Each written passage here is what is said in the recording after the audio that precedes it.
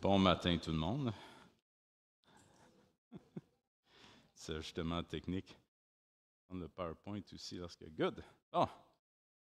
Bon matin tout le monde. Là, on va partir pour l'enregistrement. Si je vous demandais ce matin, quel est votre plus grand rêve? Ce serait quoi la réponse? Si je vous avais posé la question lorsque plus jeune, est-ce que la réponse aurait été différente d'aujourd'hui? Poser la question aux jeunes donne souvent des réponses très révélatrices. Et en voici une que j'ai déjà entendue à cette question-là. Je ne sais pas encore ce que je veux faire de ma vie, mais je sais que je vais être riche. La richesse. Probablement le projet de vie le plus commun. Un sondage de 2024 mené auprès de 3000 Français, on va trouver du sondage auprès des Canadiens, a révélé que 54 des répondants rêvaient de devenir très riches. 57 des répondants ont répondu qu'ils auraient besoin entre 20 à 30 millions d'euros pour enfin réaliser leurs rêves. La majorité des répondants ont affirmé faire absolument tout ce qui était en son pouvoir pour devenir riche. 55 des répondants travaillaient de façon acharnée. 38 achetaient régulièrement des billets de loto et espéraient gagner. Et 26 tentaient de devenir influenceurs sur Internet.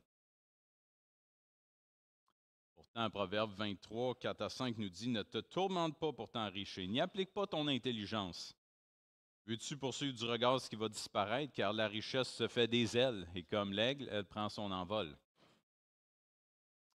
Pour d'autres personnes, le projet de vie repose entièrement sur la force ou la beauté. Peut-être quelqu'un vous reconnaissez là-dedans. Je ne dis pas que ces choses-là sont mauvaises, mais elles peuvent facilement prendre toute la place. On s'entraîne fort au gym puis on pense que notre six-pack ne va jamais nous abandonner. Je me rappelle autour de 18 ans, quand je m'entraînais, avoir eu cette pensée-là qui m'est venue à l'esprit que jamais j'aurais ça une bédaine. Sinon, on dépense une fortune dans des crèmes de toutes sortes, dans des chirurgies esthétiques pour tenter de préserver une jeunesse éternelle. On se dit, j'aurai jamais de l'air vieux, j'aurai jamais de l'air vieille. Si nos projets de vie reposent entièrement sur notre force physique ou sur notre beauté, on s'enligne inévitablement vers une déception. C'est juste une question de temps. Dans sa sagesse, Dieu a conçu un phénomène inévitable qui nous aide à prendre conscience de nos limites physiques et de notre temporalité, le vieillissement. Les cheveux blancs, les rides, l'arthrose ne sont peut-être pas des réalités agréables, mais peuvent nous donner de la perspective dans la mesure où on les accepte. C'est parfois les douleurs articulaires qui nous forcent à faire les choses de façon plus intelligente ou plus efficace, souvent. Imaginez un monde dans lequel on arrêtait de vieillir biologiquement à 25 ans. Ça a d'ailleurs été le scénario d'un film plutôt médiocre. Mais imaginez une telle réalité. On serait vraiment tenté de délaisser la sagesse au profit de la force, de la jeunesse et de l'énergie qu'elle nous procure. Pour d'autres personnes, le projet de vie repose entièrement sur la célébrité. Selon un autre sondage auprès de 1500 Français en 2025, 36 des jeunes âgés de 15 à 25 ans rêvaient de devenir célèbres. 36 Et plusieurs d'ailleurs considéraient devenir influenceurs pour ce faire. Pour d'autres personnes, le projet de vie repose entièrement sur l'intellect. C'était un peu mon projet de vie lorsque j'étais aux études à l'université. Je me voyais devenir un éminent chercheur de l'ONU, voyager à travers le monde. Quelque part, ça a vraiment mal viré parce que je suis devenu fonctionnaire à Gatineau. Nos rêves, nos projets vont déterminer généralement où est-ce qu'on investit notre temps, nos ressources, notre énergie. Dans la lecture d'introduction qu'on a faite dans l'Épître de Jacques, Jacques ne faisait pas nécessairement un reproche sur le fait de planifier d'avance ses projets. Il ne critiquait pas non plus le commerce comme choix de carrière. Ce n'était pas ça le but. Jacques mettait plutôt le doigt sur l'orgueil, illustré dans ce cas-ci par le fait de formuler des projets sans tenir compte de Dieu, ni de ses intérêts, ni de sa volonté. Qui est au centre de mes projets? Si tous mes projets, toutes mes pensées, tous mes efforts sont constamment axés sur ma richesse, ma sécurité, ma force physique, mon intelligence, plutôt que sur les intérêts de mon Créateur, ben peut-être qu'il y a lieu pour moi de réfléchir. Est-ce que j'ai un problème avec l'orgueil? dans le cadre de notre série estivale Sois sage, pas fou, les proverbes nous rappellent constamment que la sagesse véritable commence par la crainte de l'Éternel, qui implique d'abord l'humilité de reconnaître que Dieu est Dieu au-dessus de nous. Donc ce matin, on va examiner un texte qui nous place devant le choix de l'une de deux voies. Soit la voie de l'orgueil qui nous conduit inévitablement vers la folie et vers la ruine, ou la voie de l'humilité qui nous conduit vers la vraie sagesse et vers la gloire. On va ensuite examiner 4 principaux pièges de l'orgueil avant de regarder quelques vertus salutaires de l'humilité. Donc, je vous invite à tourner dans les Proverbes, chapitre 16. Le texte va être affiché à l'écran, mais je vous encourage à garder vos Bibles ouvertes. On va se référer fréquemment au texte. Donc, Proverbe, chapitre 15. On va commencer le dernier verset du chapitre 15 avant d'aller dans le chapitre 16. Proverbe 15, 33. La crainte de l'Éternel enseigne la sagesse, et l'humilité précède la gloire. Les projets que forme le cœur dépendent de l'homme, mais la réponse que donne la bouche vient de l'Éternel. Toutes les voies de l'homme sont pures à ses yeux, mais celui qui pèse les esprits, c'est l'Éternel. Recommande à l'Éternel tes œuvres et tes projets réussiront. L'Éternel a tout fait pour un but, même le méchant pour le jour du malheur. Tout cœur hautain est en abomination à l'Éternel, certes, il ne restera pas impuni. On va faire un petit saut dans le texte, on va aller au verset 18. L'arrogance précède la ruine et l'orgueil précède la chute. Mieux vaut être humble avec les humbles que de partager le butin avec les orgueilleux. Le verset 1 nous rappelle que l'homme propose, mais que Dieu dispose.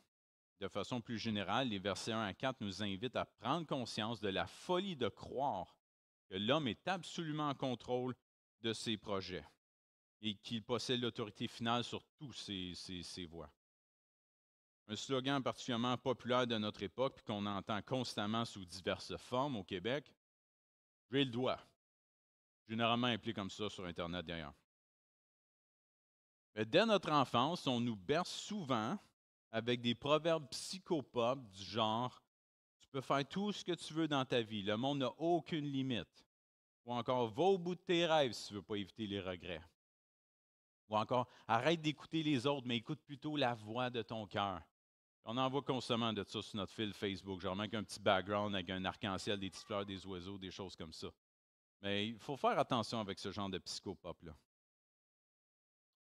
Mon professeur de psychologie au Cégep avait une fois commencé son premier cours en nous posant la question « Qui est la personne la plus importante du monde? » On se regardait tout un peu hébétés dans la classe en se demandant ce qu'il voulait en venir. Puis il avait répondu lui-même à sa propre question en pointant chacun et en disant « Toi, tu es la personne la plus importante du monde. Toi, tu es la personne la plus importante du monde. » Mais si chacun d'entre nous est le centre de l'univers, les autres existent donc uniquement pour notre utilité. C'est impossible de vivre en harmonie dans un tel monde. Un peu plus loin, dans un autre cours à l'université, ma prof d'économie m'avait expliqué que son mariage reposait sur les bases d'une analyse coût-bénéfice. Le jour où les coûts allaient excéder les bénéfices, elle ne voyait plus aucune utilité de rester dans la relation.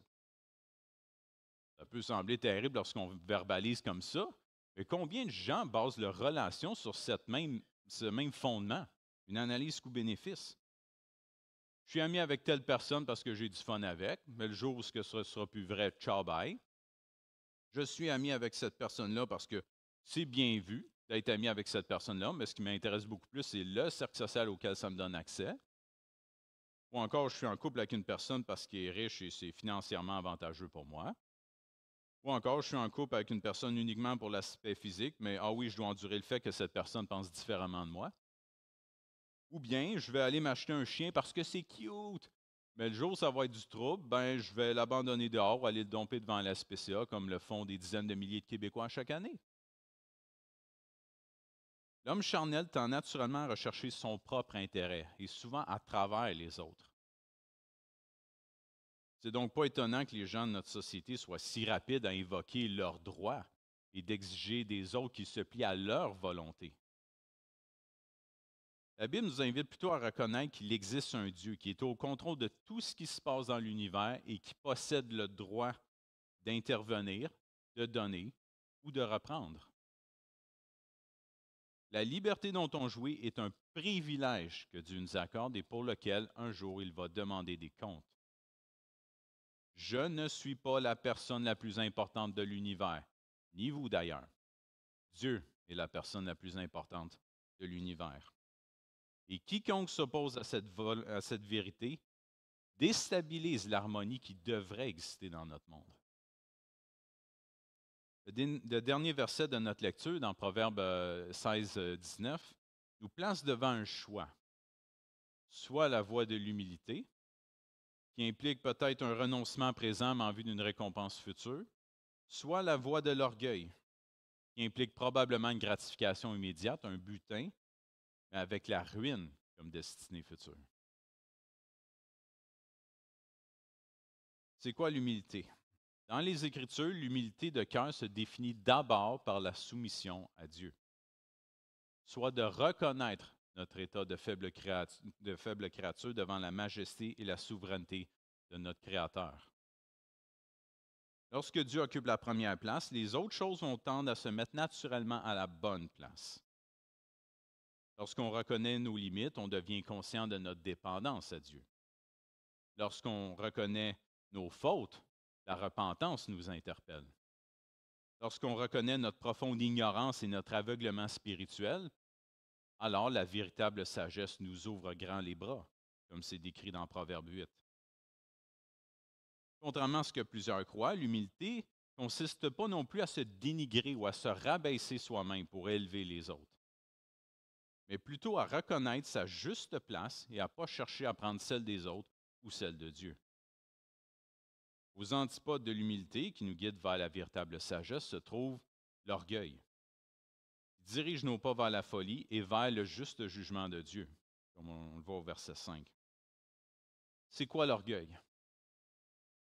L'orgueil, c'est une surestimation de sa propre valeur qui nous pousse à nous élever au-dessus des autres et à vivre comme tel. Il peut se manifester de plusieurs manières, par la vantardise, le rabaissement des autres, la soif maladive d'éloge, l'exploitation d'égoïsme des autres à ses propres fins, le fait de tout savoir. Il y a certaines personnes qui, dès qu'ils sont nés, il n'y avait aucune question auquel ils n'ont pas une réponse. Pas toujours la meilleure, mais ils vont se faire plaisir de la donner. Ils ont réponse à tout. Mais l'orgueil est un terme particulièrement difficile à aborder puisque la majorité des personnes qui ont le plus besoin d'en entendre croient généralement que ça ne les concerne pas. Pourtant, l'orgueil nous concerne tous. Car le premier péché qui a été commis en ce monde n'a pas été de croquer le fruit défendu. Ça a été de vouloir devenir semblable à Dieu en croquant le fruit défendu. Tout péché sait sa racine dans le refus de se soumettre à Dieu et dans le désir de déterminer soi-même ce qui est bien ou ce qui est mal. Comme nous le rappelle l'apôtre Jacques, au cœur de notre tendance naturelle à centrer tous nos projets sur nous-mêmes, sur notre plaisir, sur notre confort, sur notre sécurité, se trouve le problème fondamental de l'orgueil. Placer mes intérêts avant ceux du Seigneur. Pourquoi l'orgueil est-il si dangereux? Ce matin, on va regarder 4 aspects de l'orgueil. Premièrement, l'orgueil nous rend aveugles, l'orgueil nous rend sourds, l'orgueil nous rend insensibles et l'orgueil attire le juste jugement de Dieu. L'orgueil nous rend aveugles. Proverbe 16, 2 qu'on a lu nous rappelle que toutes les voies de l'homme semblent pures à ses yeux. Le sont peu, c'est plus un semble pur à ses yeux, mais que c'est l'Éternel qui ultimement en est le juge. La plupart des gens pensent posséder un bon jugement. Un sondage auprès de 2000 conducteurs nord-américains en 2018 révélait que 80% des conducteurs pensaient être des meilleurs conducteurs que la moyenne. En passant, notre région fait descendre cette moyenne. Un autre sondage auprès de 600 Américains, un peu plus vieux cela, révélait que 85% des répondants pensaient avoir un jugement plus fiable et moins biaisé que celui de l'Américain moyen. 85% des gens pensaient avoir un meilleur jugement que la moyenne. Et selon le dernier sondage politique public mené auprès de 900 Américains, seulement 52% des répondants approuvaient la performance de Dieu comme gestionnaire de l'humanité. Ça, c'est un sondage de 2011. Je suis sûr que le chiffre a baissé depuis. La confiance dans la validité de notre jugement semble quasiment innée chez l'homme.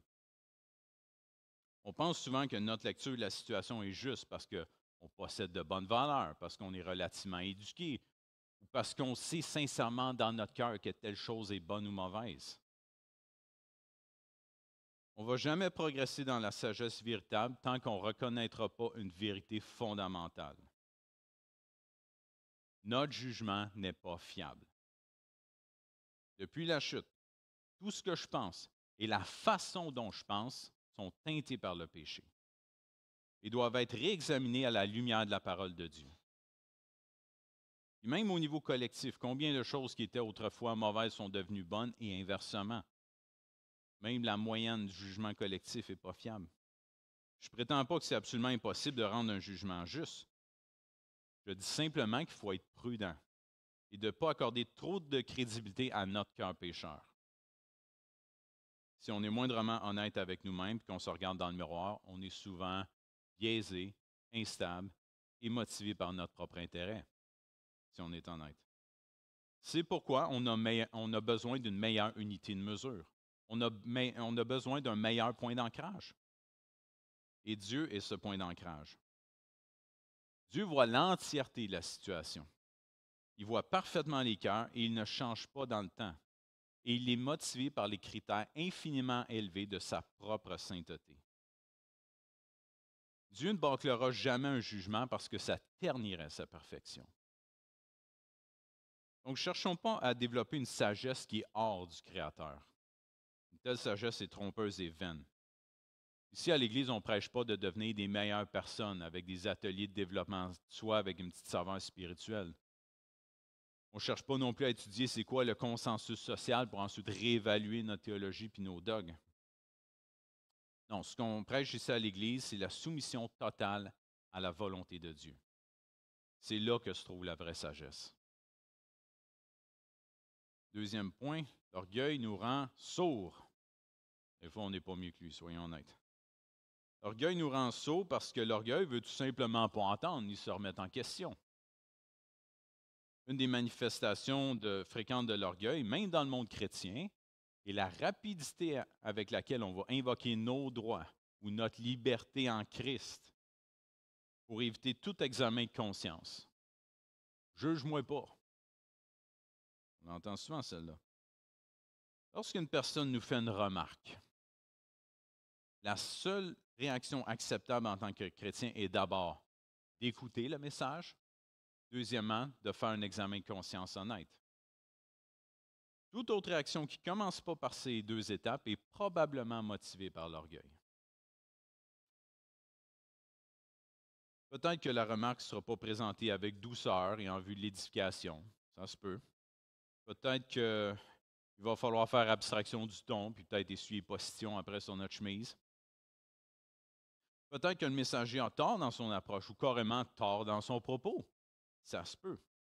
Mais on a quand même la responsabilité de faire une introspection, d'examiner toutes choses et de retenir ce qui est bon, comme c'est dit dans 1 Thessaloniciens 5, 21.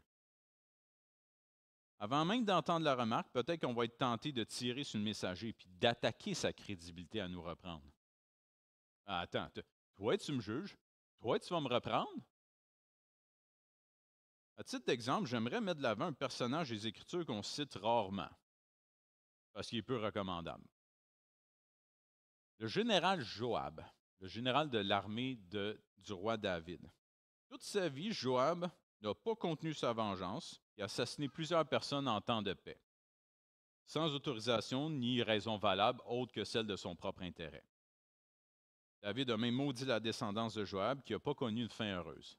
Pourtant, Joab a fréquemment prodigué d'excellents conseils au roi David. Joab avait conseillé à David de faire revenir son fils Absalom après qu'il soit enfui à Geshur. Mais après le retour d'Absalom, David n'a pas donné suite à la réhabilitation familiale, ce qui a fait en sorte que Absalom a conçu de l'amertume dans son cœur. Il est devenu orgueilleux au point de s'élever contre le roi, son père. Après la défaite, la mort d'Absalom, David s'est effondré émotivement, puis il pleurait son fils Absalom qui venait de mourir. Puis Joab est allé voir le roi David dans sa chambre à ce moment-là. pour lui dire, là, tu vas arrêter ta crise de bacon, tu vas faire preuve d'un peu de gratitude et tu vas réaliser le fait que si tu n'interviens pas auprès du peuple, ça va finir en guerre civile, toute cette histoire-là.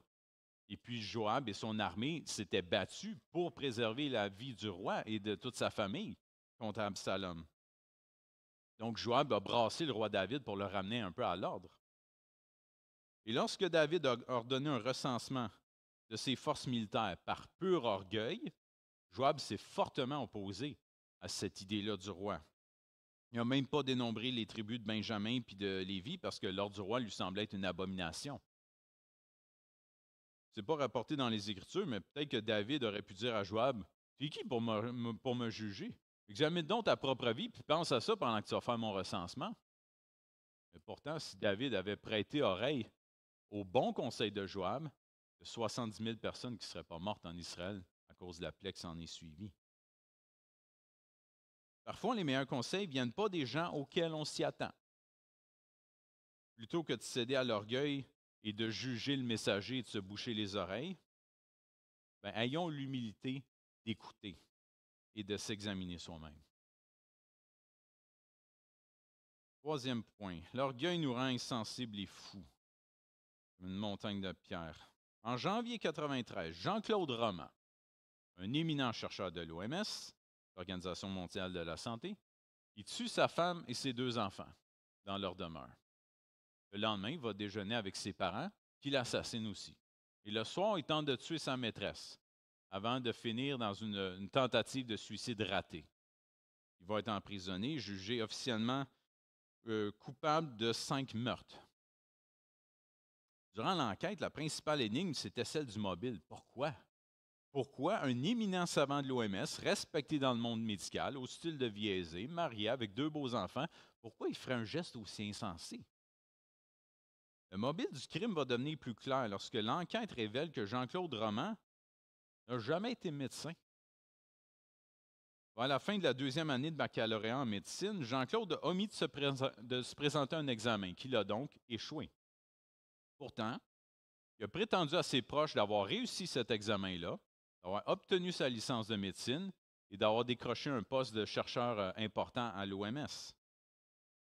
Pour entretenir l'illusion du médecin, Jean-Claude passait ses journées de travail à lire des articles scientifiques de médecine dans un stationnement du village voisin. Il y avait même un ami cardiologue avec qui il discutait de médecine avancée constamment. Pour soutenir son style de vie, il empruntait de l'argent à un paquet de monde puis en s'assurant qu'ils ne se parlent pas trop entre eux. Le subterfuge a duré pendant 18 ans avant que sa femme se rende finalement compte qu'il n'y a aucun Jean-Claude Roman qui travaillait pour l'OMS, ce qui a précipité la suite des événements. Jean-Claude n'a jamais admis avoir échoué son cours de médecine. Pour préserver son image, il a menti pendant 18 ans. Lorsque ses proches ont commencé à voir qu'il y avait anguille sous roche, à percevoir la vérité, il a choisi d'effacer toutes les traces, le menant à 5 meurtres. Mais ça a été quoi le catalyseur de ces 5 meurtres et toute cette vie de mensonge? Sinon l'orgueil. L'incapacité d'admettre un échec survenu 18 ans auparavant. L'orgueil rend insensible au point au mal qu'on commet et aux souffrances qu'on cause à autrui. En ce sens, l'orgueil est un catalyseur de péché qui nous guide un pas à la fois vers la folie. Bon, vous me direz que l'exemple est probablement extrême, mais la folie meurtrière de Jean-Claude Roman a commencé par un tout petit péché, suivi d'un autre pour le cacher, suivi d'un autre, pendant 18 ans. L'orgueil finit par endurcir notre cœur, parfois même au point où l'humilité et la repentance deviennent hors d'atteinte. Si jamais on réalise qu'on est en train de descendre une pente du genre, je vous en supplie, courons vers Jésus-Christ et accrochons-nous à sa jambe. Ça presse. Quatrièmement, l'orgueil attire le jugement de Dieu.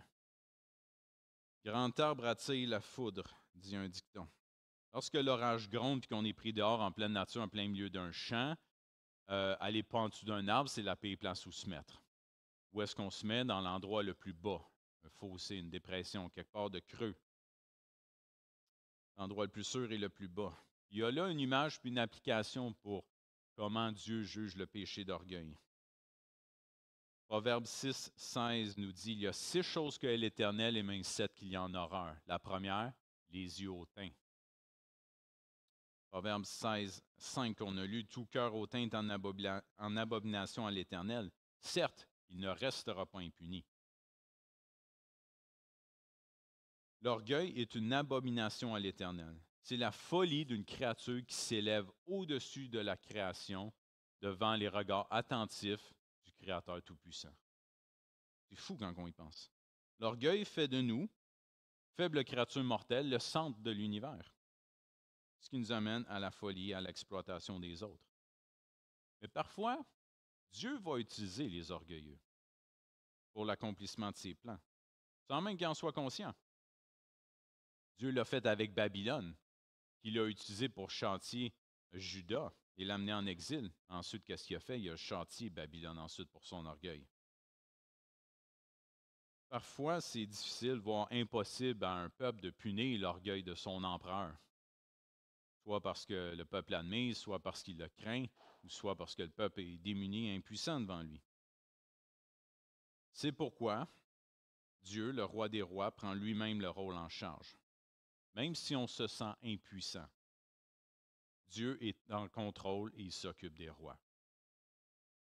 Un jour, le genou de chaque roi va fléchir devant Jésus-Christ qui va rendre verdict et justice.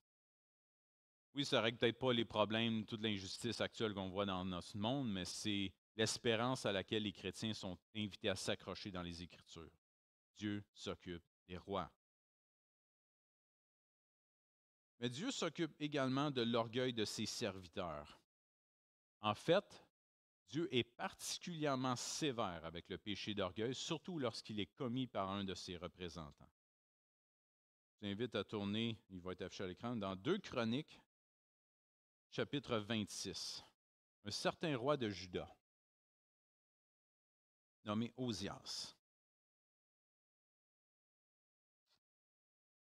2 Chroniques 26, versets 4 et 5, et on va faire un petit saut dans le texte pour aller au verset 15 à 21 ensuite. Osias fit ce qui est droit aux yeux de l'Éternel, entièrement comme avait fait Amathia son père. Il s'appliqua à rechercher Dieu pendant la vie de Zacharie, qui avait l'intelligence des visions de Dieu, et dans le temps où il rechercha l'Éternel, Dieu le fit prospérer.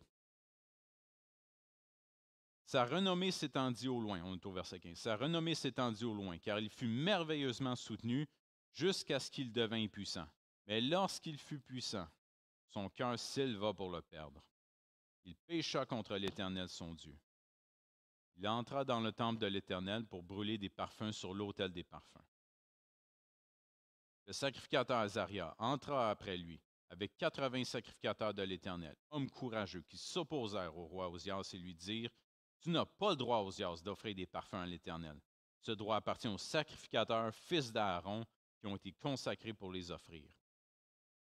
Sors du sanctuaire, car tu commets un péché, et cela ne tournera pas à ton honneur devant l'Éternel Dieu. » La colère s'empara d'Osias, qui tenait un encensoir à la main. Et comme il s'irritait contre les sacrificateurs, la lèpre éclata sur son front, en présence des sacrificateurs dans la maison de l'Éternel près de l'autel des parfums.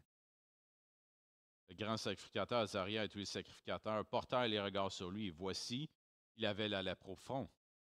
Il le mit précipitamment dehors et lui-même se hâta de sortir, parce que l'Éternel l'avait frappé. Le roi Osias fut lépreux jusqu'au jour de sa mort, et il fut exclu de la maison de l'Éternel. Donc voici un bel exemple de surdité spirituelle et de l'extrême sévérité avec laquelle Dieu punit l'orgueil de ceux qui doivent diriger le peuple. Osias était pourtant un bon roi qui cherchait l'Éternel, mais qui s'est laissé égarer par sa renommée. Il a lui-même voulu s'élever au rang de sacrificateur et Dieu l'a rabaissé au rang des lépreux. Il a été exclu à tout jamais de la maison de l'Éternel et du palais royal. Mais rappelons également d'autres exemples d'orgueil dans les Écritures. L'orgueil de Myriam, la sœur de Moïse, qui a parlé contre lui. Qu'est-ce qui lui est arrivé? Dieu l'a frappé de lèpre. Pendant 7 jours, heureusement, elle a été rétablie ensuite. Mais la sentence était quand même assez sévère. Rappelons-nous du roi David qu'on a nommé plus tôt. Il a ordonné un recensement de ses troupes militaires pour savoir à quel point il était rendu puissant militairement dans la région. Le résultat a été une plaie qui a frappé 70 000 personnes dans le peuple d'Israël. Plus notre responsabilité à diriger ou à représenter Dieu auprès du peuple est importante, moins Dieu niaise avec l'orgueil, comme on le voit dans les Écritures.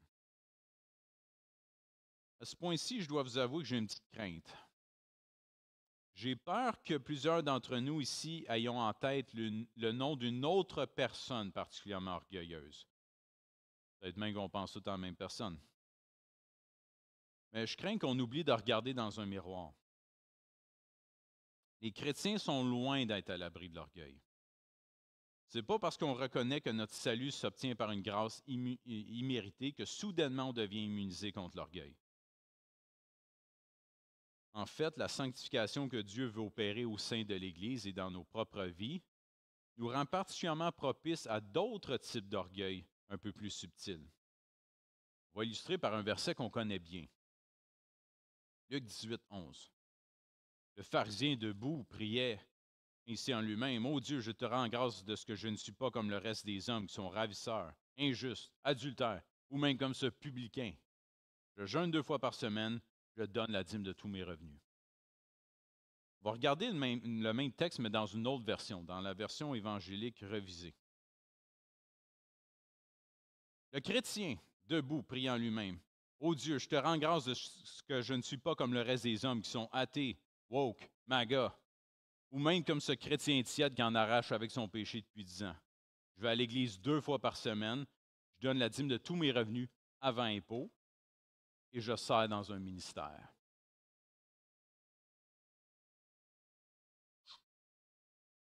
Bon, peu d'entre nous serions effrontés au point d'adresser une telle prière à Dieu, mais combien de fois on se surprend dans notre cœur à faire des comparaisons comme ça, à regarder les autres qui sont assis près de nous dans l'église?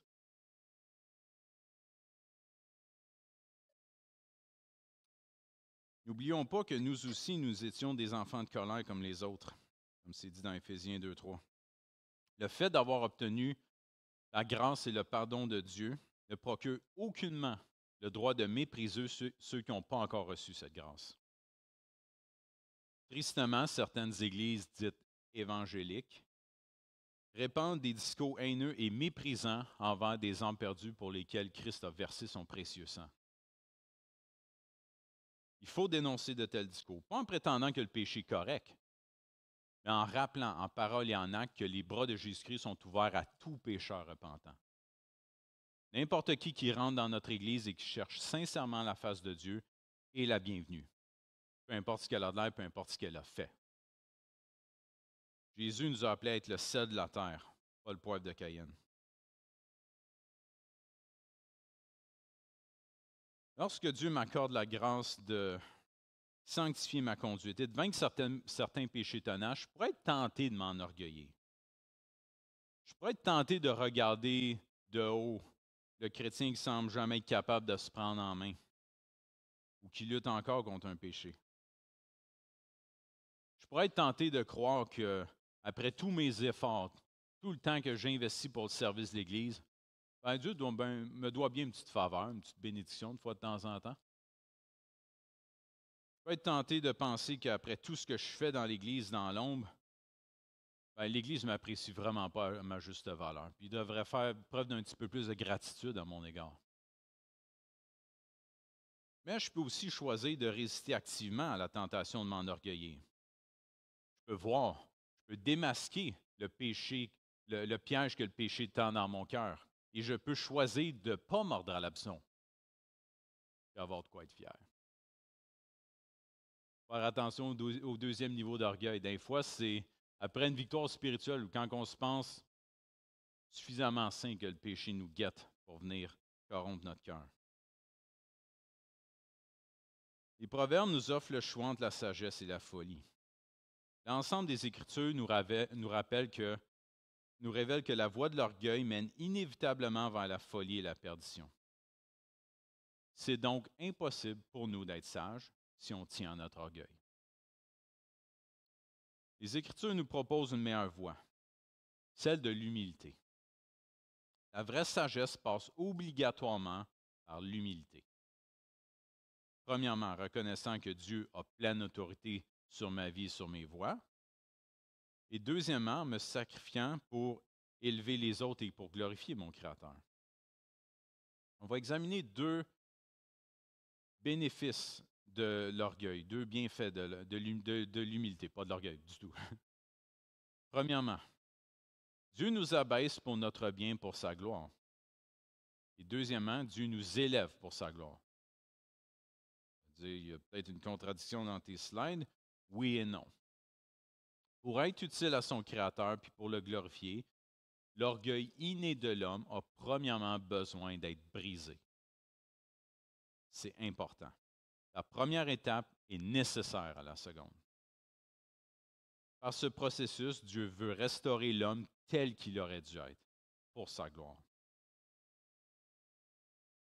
Quelques versets dans le psaume 119, vraiment un beau psaume. Versets 67, 71, 75. Avant d'avoir été humilié, je m'égarais. Maintenant, j'observe ta parole. Il m'est bon d'être humilié afin que j'apprenne tes statuts. Je sais, ô Éternel, que tes jugements sont justes. C'est par ta fidélité que tu m'as humilié. Ce n'est pas le genre de parole qu'on entend typiquement de la bouche d'un roi. Pourquoi David était-il un homme selon le cœur de Dieu? Le roi David reconnaissait qu'il était l'humble sujet du roi des rois. À travers les Écritures, on voit que Dieu, en tendre père fidèle, avait discipliné David et brisé son orgueil. David avait dû dépendre entièrement de Dieu pendant des années alors qu'il fuyait la colère du roi Saül. Et même après que Dieu ait élevé David comme roi d'Israël, on voit que Dieu intervient fréquemment dans la vie de David pour le redresser, pour briser son orgueil. Mais même si David s'est planté à quelques reprises, Dieu ne lui a jamais retiré sa bonté parce que David était humble et repentant. Toute épreuve qui nous rend plus humbles nous fait ultimement ressembler davantage à Christ. Apprendre l'humilité, c'est parfois pénible, mais c'est une bonne chose. C'est pourquoi tout chrétien qui désire sincèrement ressembler à Jésus-Christ devrait rechercher les occasions d'exercer l'humilité. Le verset qu'on connaît bien, Philippiens 2, 3, 6, « Ne faites rien par esprit de parti ou par vaine gloire, mais que l'humilité vous fasse regarder les autres comme étant au-dessus de vous-même. Que chacun de vous, au lieu de considérer ses propres intérêts, considère aussi ceux des autres. Ayant en vous les sentiments qui étaient en Jésus-Christ, lequel, existant en forme de Dieu, n'a pas regardé comme une proie arrachée d'être égal à Dieu, mais il s'est dépouillé lui-même en prenant une forme de serviteur. » Donc, ce que Dieu désire, c'est plus qu'une absence passive d'orgueil dans notre cœur, c'est une humilité active. Prenons exemple sur notre roi. Et plutôt que de rechercher à prendre toute la place et toute l'attention, cherchons plutôt à élever, à édifier nos frères et sœurs et à les servir. Alors que le monde fait tout pour attirer les regards sur eux, les valeurs du royaume sont complètement différentes, en fait inversement différentes. J'aime bien ce petit poème d'un auteur que je n'ai pas pu retracer qui était l'auteur. Veux-tu être chef? Sers avec humilité. Veux-tu t'élever? Abaisse-toi. Mais aussi bas que tu sois arrivé, sache que le Très-Haut est allé bien plus bas. Perdons pas de vue que notre Dieu, le Tout-Puissant, qui ne partage pas sa gloire avec un autre, est également l'être le plus humble qui soit. Jésus-Christ est décrit comme étant doux et humble de cœur. Et il l'a démontré par sa vie, par sa mort également. Il s'est abaissé jusqu'à la mort infâme de la croix. Il s'est revêtu de la chose la plus abominable et abjecte à ses yeux, nos péchés, dont notre orgueil. Il s'en est revêtu à la croix pour porter la sentence qu'on méritait. Le roi des rois a accepté d'être couronné d'épines. Christ a fait éclater sa sagesse par la folie de la croix, par le chemin le plus creux dans la vallée de l'humilité. Et le roi des rois, notre roi, possède et possédera éternellement un humble cœur de serviteur, même sur son trône élevé. C'est dans sa nature, tout comme c'est dans sa nature d'être un sauveur. Et dans sa bonté, Dieu promet également de récompenser et d'élever ses serviteurs humbles, ce qui est vraiment une grâce de sa part. Quelques versets qui ne sont pas à l'écran. Proverbe 15, 33, qu'on a lu, l'humilité précède la gloire. Proverbe 29, 23. L'orgueil d'un homme l'abaisse, mais celui qui est humble d'esprit obtient la gloire. 1 Pierre 5, 6. Humiliez-vous donc sous la main puissante de Dieu afin qu'il vous élève au temps convenable. Et Jacques 4, 6. Dieu résiste aux orgueilleux, mais il fait grâce aux humbles. Élever, donner plus d'autorité à une personne orgueilleuse est une chose très dangereuse. On le voit d'ailleurs beaucoup de nouvelles, mais ce n'est pas dangereux d'élever et de donner plus d'autorité à une personne humble, dont l'orgueil a été complètement purgé du cœur. Une telle personne pourra utiliser son temps, son talent, ses ressources pour la gloire de son Créateur et pour l'édification des autres. Dans sa peu grâce, Dieu promet même des récompenses à ses serviteurs qui, par humilité, auront servi l'Église et servi leurs prochains dans ce monde. Toutefois, la promesse de telles récompenses ne doit pas non plus constituer la base d'un orgueil futur. On ne veut pas servir pour empiler des récompenses célestes, pour avoir un meilleur statut au ciel, puis ensuite avoir une bonne occasion de se vanter. Ce n'est pas ça le but. On désire servir parce qu'on veut ressembler à Jésus-Christ, et c'est là notre récompense. Et un jour, tous réaliseront que le seul qui mérite vraiment des couronnes, c'est Jésus-Christ. Toute couronne va être lancée aux pieds du roi des rois et l'orgueil des hommes prendra enfin fin. D'ici là, quelle voie est-ce que je désire suivre? Celle de mon orgueil, qui mène vers la folie et la ruine, ou celle de l'humilité, qui mène vers la vraie sagesse et vers la gloire? Si on part d'ici ce matin en retenant simplement que l'orgueil est mal, on n'aura pas appris grand-chose. L'important, c'est de réaliser que ce sont nos décisions qui vont vraiment révéler quel chemin on prend. Qui est vraiment au centre de mes choix? Est-ce que c'est Dieu ou est-ce que c'est mes intérêts? Si je crois avoir aucun problème avec l'orgueil, mais que toutes mes décisions, toutes mes intentions visent à me mettre en valeur, ben, je suis déjà aveuglé par l'orgueil. Pour conclure, je nous laisse sur une parole appropriée du prophète Jérémie. Si on cherche un sujet de gloire, on a de quoi être fier de notre Dieu. Ça, c'est vraiment un sujet de fierté bien placé. Jérémie 9, versets 23 à 24. Ainsi parle l'Éternel. Que le sage ne se glorifie pas de sa sagesse, que le fort ne se glorifie pas de sa force, que le riche ne se glorifie pas de sa richesse, mais que celui qui veut se glorifie d'avoir l'intelligence de me connaître, dit l'Éternel. Conclu par un mot de prière. Père, on désire tellement te ressembler, Seigneur. Toi, le roi des rois, couronné d'épines, l'être le plus humble de l'univers, Seigneur. On désire vraiment te ressembler. Mais pour ça, on reconnaît qu'il y a un obstacle de taille dans notre cœur, notre orgueil, qui est souvent subtil, qui est souvent dissimulé en embuscade, prêt à surgir, on ne s'en rend même pas compte. Seigneur, on a besoin que tu brises notre orgueil. Mais dans ta bonté, on te demande de le faire avec douceur également. Enseigne-nous comme David. Veille sur nous, Seigneur. Crée en nous des cœurs humbles et doux comme celui de Jésus-Christ. Et par la voie de l'humilité, Seigneur, en reconnaissant que tu as tous les droits sur notre vie et que ta volonté est le meilleur chemin, je te prie de nous guider tous et chacun vers la sagesse véritable. Amen.